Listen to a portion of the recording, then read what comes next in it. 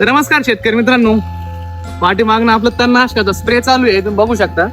आणि या स्प्रे बद्दल मी तुम्हाला संपूर्ण माहिती देणारच आहे. सध्याचा व्हिडिओ बनवण्याचा मुद्दा असा आहे की iPhone 17 सध्या मार्केटमध्ये लॉन्च झाले आहे आणि सध्या भरपूर सेलिब्रिटी, भरपूर लोक आयफोन घेऊन स्टोरी वगैरे टाकताय. 80,000 पासून 2 लाख रुपयापर्यंत याची किंमत आहे. आणि एक आयफोन तयार करण्यासाठी ऍपल कंपनीचा खर्च 19,000 पासून 23,000 पर्यंत, तरी तो 80,000 पर्यंत विकतोय. आणि सगळेजण भरपूर सेलिब्रिटी मुंबईमध्ये तर आयफोनच्या खरेदीसाठी मारामार झाल्या, भरपूर रांगा लागल्या. आणि चुकून आता आमचा कांदा आहे 4-5 महिन्यानंतर मार्केटला येणार आहे, फक्त याला 15 ते 20 रुपये भाव भेटू द्या.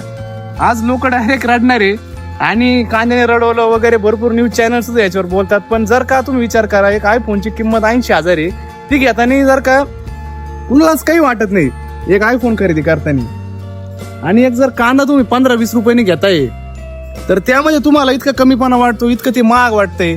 आणि जे आम्ही कष्ट करतो त्या कष्टाची काहीच किंमत नाही. विचार करा तुम्ही, फक्त 15 ते 20 रुपये जरी भाव आला तर प्रत्येक सेलिब्रिटी, प्रत्येक मोठे मोठे लोक याच्यावर बोलतात की कांद्याचं असं झालं तसं झालं. आणि वैयक्तिक तुम्ही 80 हजाराचे 2-2 लाखाचे आयफोन वापरता, त्या बाबतीत कोणी काही नाही बोलणार. त्यासाठी रांगा लागतात. आणि सध्या इलेक्शनचा टाइम चालू आहे, त्यामुळे कुठल्याच भाजीपाल्याला काही भाव नाही, कुठल्याच मालाला काही भाव नाही. कारण शहरातल्या लोकांना आहे ना जड जातं शेतकऱ्याचा माल 10-20 रुपये जास्त किमतीत घेऊन खायला.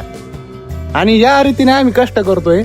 या कष्टाची किंमत फक्त 10 ते 15 रुपये, आणि थोडं भाव वाढला तर सगळेजण रडायला लागतात.